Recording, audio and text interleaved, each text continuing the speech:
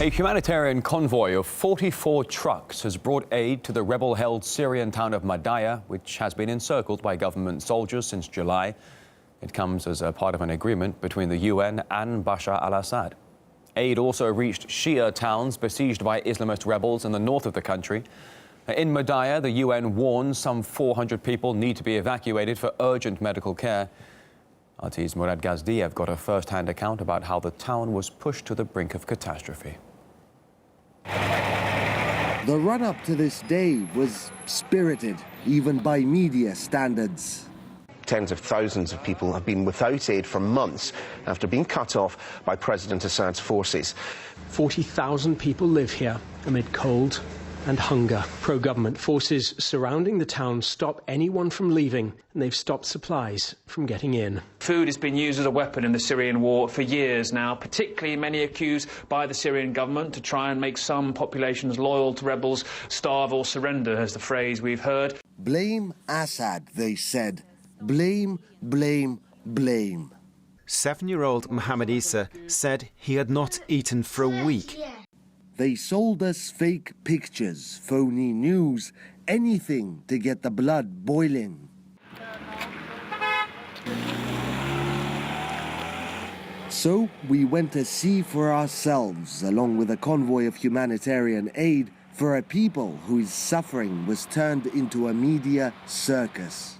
We're now in Madaya and we've been greeted by hundreds of people. This is a surprise that nobody said that this would be happening. Apparently they've been let go by rebels. Rebels are allowing women, children, some men, elderly, mostly sick, to leave Madaya. They're going to be taken to government territory.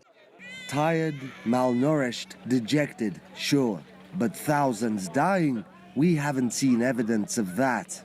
I've got to say, looking at the state of these people, the teeth, the look in their eyes, they've been through a lot. We've been speaking to them. The relief is palpable. We're happy we managed to escape the blockade, but my parents are stuck here. We don't have money nor friends. We only hope the government helps. I'm ill. I've got a doctor's note, but there are no medical facilities here at all. I can hardly stand on my feet.